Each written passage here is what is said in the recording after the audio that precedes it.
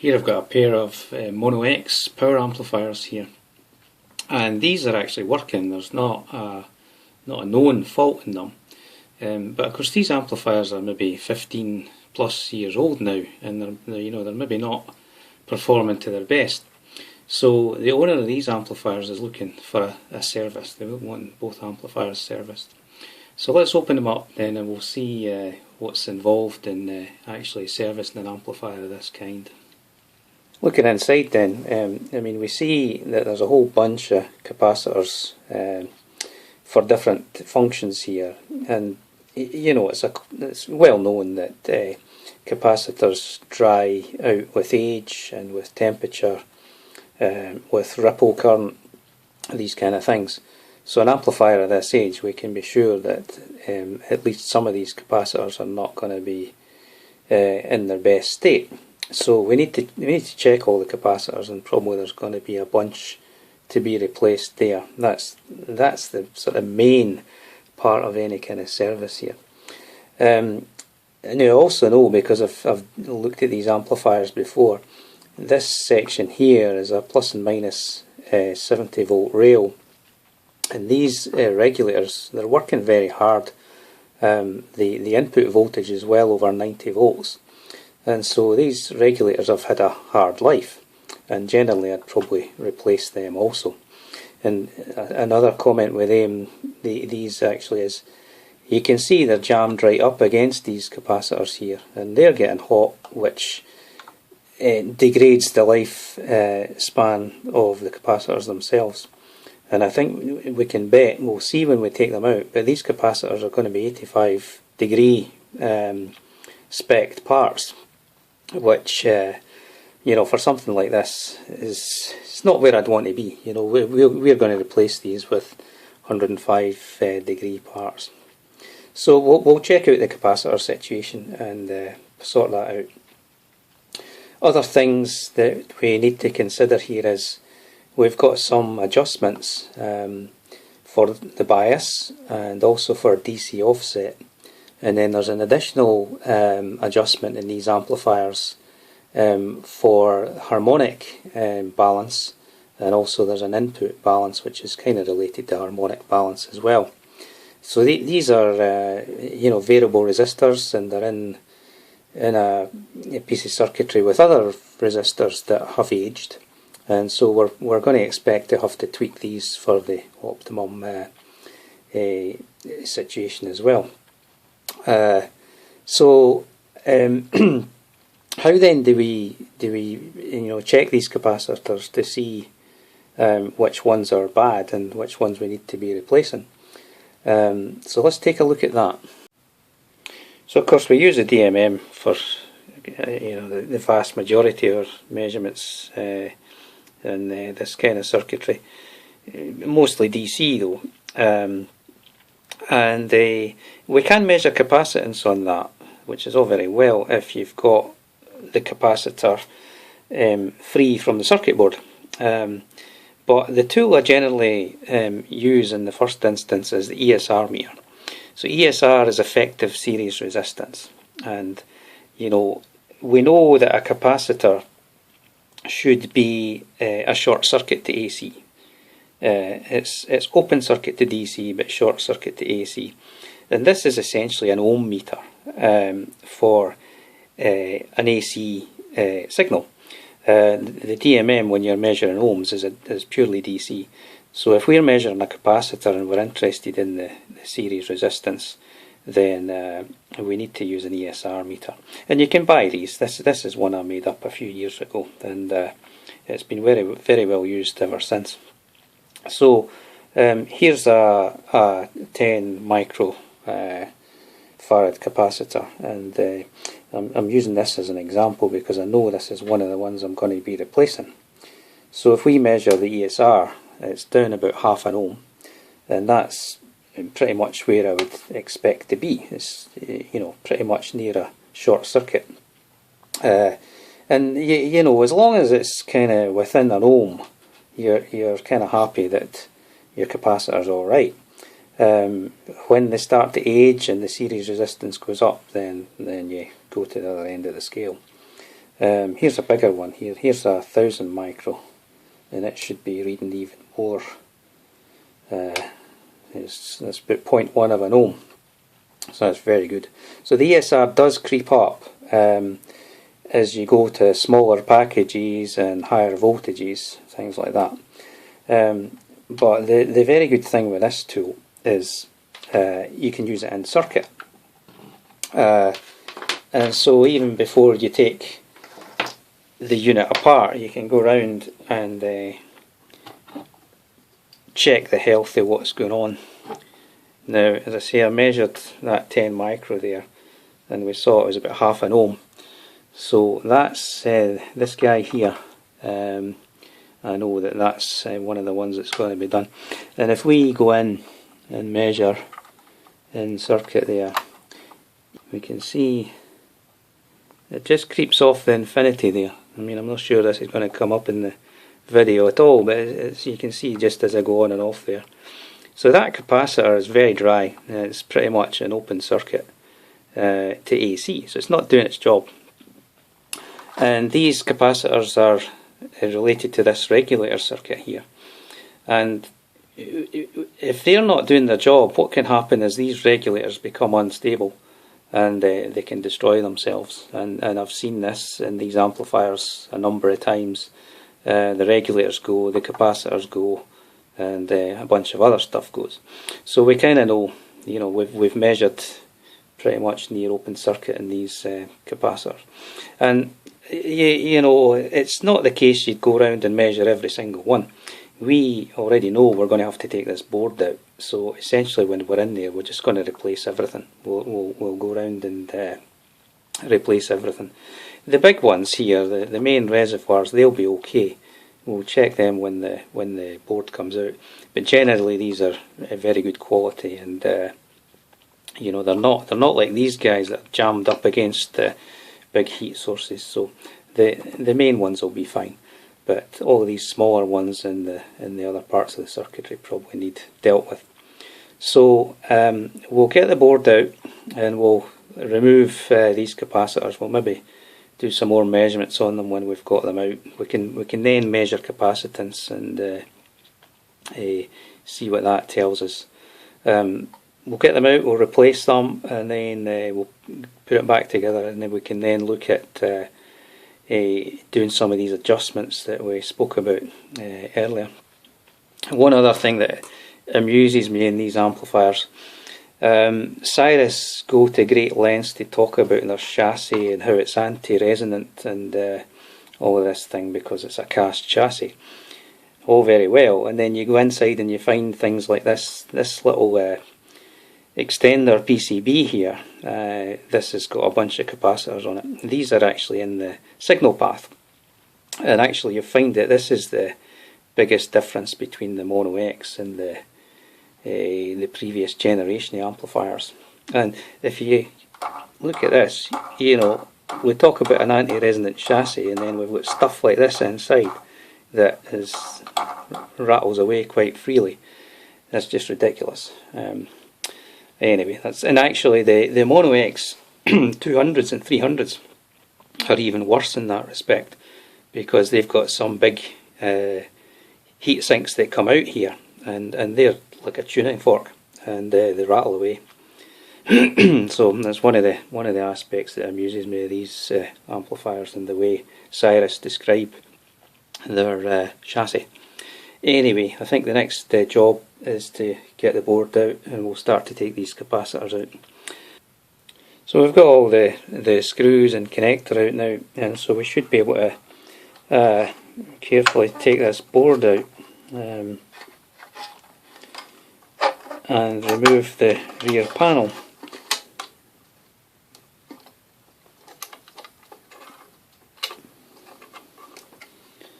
The XLR connectors catching it there, that's the usual thing. And that's us.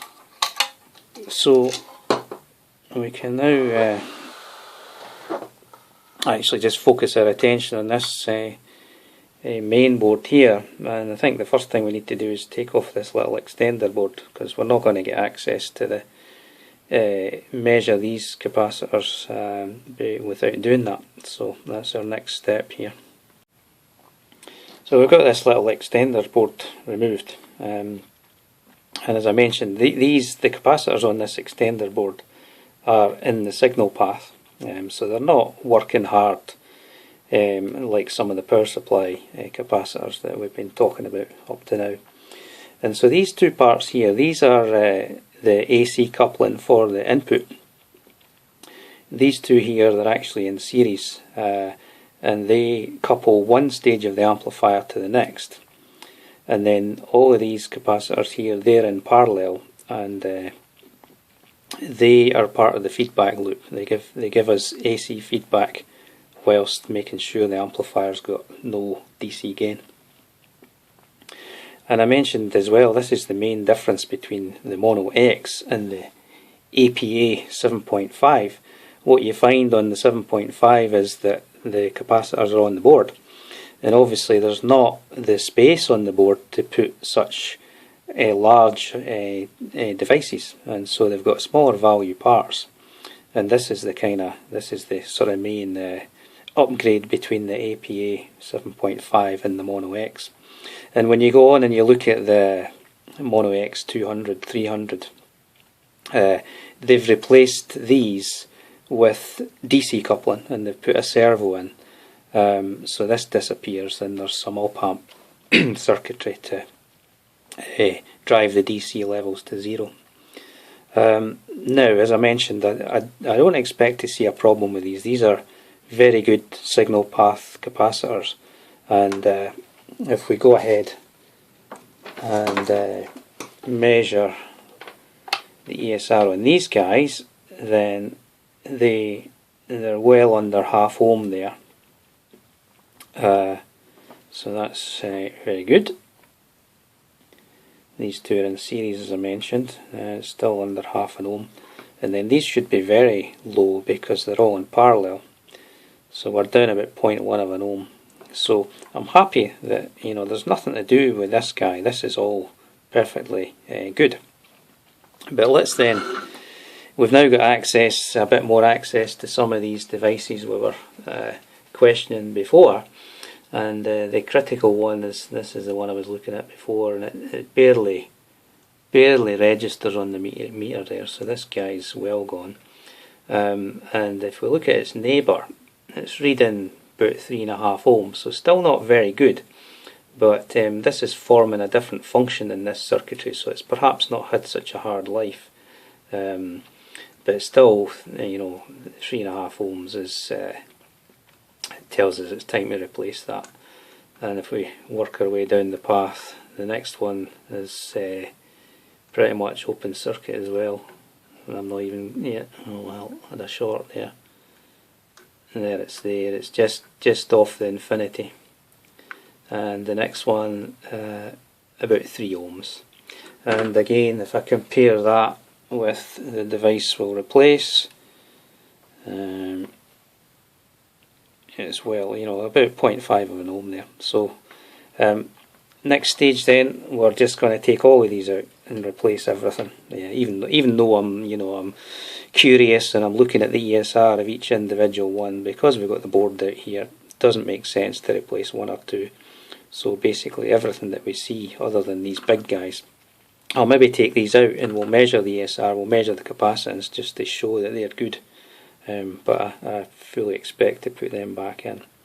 So let's get the parts out now. Alright, so we've got all the capacitors removed, and also these regulators. That's the 2 regulators there. We said they've had a hard life, so when we're in here as well, we'll just change them. And so I'm just going to take a look at one of the capacitors here, and this is one of the ones we measured near infinity before, and you can see that we've got a slightly better reading, and the reason for that is I've got shorter leads on my meter here. So we're measuring, I don't know, somewhere 20 plus ohms on the ESR, and let's just take a look at the capacitance. So this is a 22 microfarad, and there we are, we're measuring about 7, just under 8 microfarads. So it's just not, working as an effective component at that these kind of numbers. So obviously needs changed at that. And the other thing I know on you'll maybe not see on the camera there, but these are 85 degree parts. Everything in here is 85 degree spec'd, which, given the cost of these amplifiers, this is just not what I'd expect to see. I'd be looking to see higher temperature rated parts. And I've mentioned it in other videos where I'm quite convinced this kind of thing is just done deliberately to have a limitation on the life of these things. So we also took out the 2 big reservoir capacitors there, and I've got no doubt these are going to be quite okay. These are much better quality devices. So let's just take a look at the ESR first.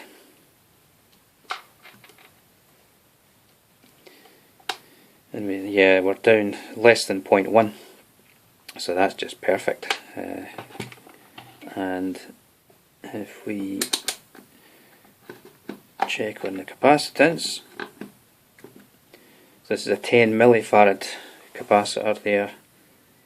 It takes a wee while to ramp up with being such a big value. Yeah, but there we are, we're sort of 9.5 meg. And these are quite wide tolerance parts. They're probably sort of 20%. So 9.5 millifarads for a 10 milli. It's creeping up nearer. There we go, getting towards the 10 there. So that part's in perfect order. So these will be replaced. We'll reuse these. Everything else in the junk pile there goes in the bin. So you can see the board is actually very bare now. This is quite an invasive process to do this kind of service. And I guess the next job now is we need to start putting fresh parts on the board and build it back up again. So we've got all the caps changed here, and these are all 105 degree parts, so they should be do a good bit better than what was there before. And I've kind of angled them away from these regulators, and I've pulled the regulators away from the other capacitors as well. So that should just give us a wee bit of edge on the sort of thermal activities that are going on in that area. These 2 regulators have been changed as well, and then the only things that's original is these 2 main reservoir capacitors. So I think we're ready now to put the board back in the unit and start to power the thing up again. So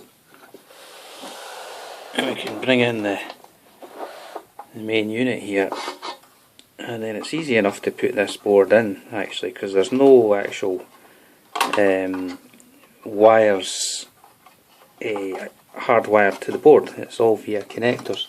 The only tricky bit is getting that XLR connector through the hole at the back, as you can see. There we go. I should be able to slide the rest in now. There we are. That's it. So that's the hardest part. And then the board just sits in. So that's us. Now before we power up, I won't put all the screws in, but I will put the screws to secure the transistors to the chassis there, because even with a bias these get quite hot, and I've actually seen myself in the past where I've damaged these transistors just because they just get too hot without the heatsink. So let's go ahead and do that.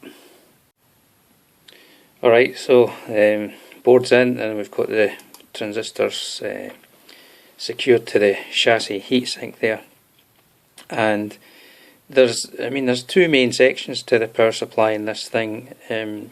We've got the sort of main high power section for the main rails for the power amp, and then there's also this other connector here that plugs in the there's plus 5 volts, plus or minus 15, and then they make a plus and minus 70. but these are lower current, so they're lower power. But anyway, I generally would power this up one section at a time. You know, we've been in here replacing capacitors and with some high voltages in this unit, and although you know, I've checked and double checked that they're all the right way around, there's always the opportunity for things to go wrong, so it's just better to take it one stage at a time. So this low power section's plugged in, and if we power up, I can see I've got an LED here, so that's alright. I've got some life, and we just go down the test strip, and there's my 5 volts, good, plus 15, minus 15, there's my 70, reading a wee bit of volt low, but that's fine. Minus 70 is there, so these are all good. We don't expect any different, but just better to check and take it one stage at a time. So the next thing now, we'll plug in the main supplies, and then we'll power up while we monitor the bias, and we'll make sure that doesn't overshoot too much before we go too far. So I've plugged in these power rails now, and I've got a second DMM here, the orange one, monitoring the bias. So we'll just turn on at that, make sure there's nothing untoward there, and then see how we go. So let's go. So that's all fine. So far we should read nothing right now until we power on at the front panel. So let's do that. There should be 2 LEDs come on here when the current sources come up, so that's good, they've came on. And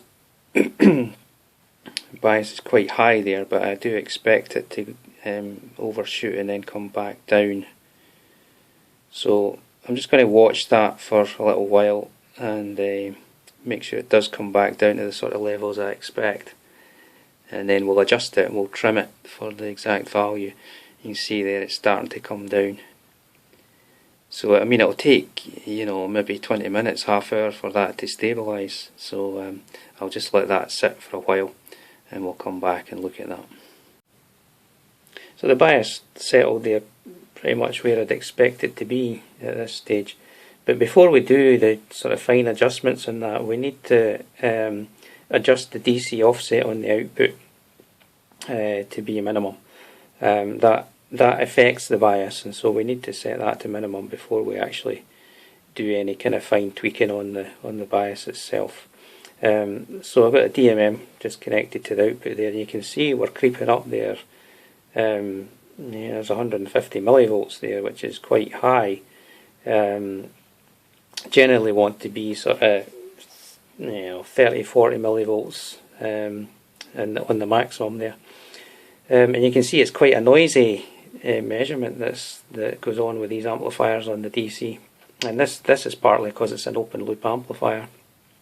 And you can see also that the sense of this offset is always positive, and so what we'll do is we'll just tweak it. And so if we're sort of bouncing between positive and negative readings, then we're pretty much certain that the thing is as minimal as it can be.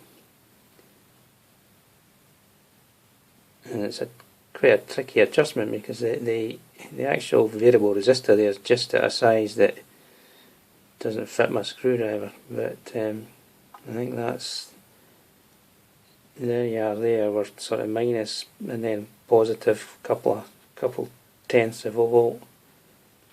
So that's probably about right. I'll let that settle. I'll maybe kind of tweak it again, just to look at it and make sure it's stable at that. And then we'll come back and set the bias. I'm going to take a longer time measurement on the bias. We'll show a graph and show the adjustment of that. So I took a long time measurement of the bias level here, and I ran it for just over half hour.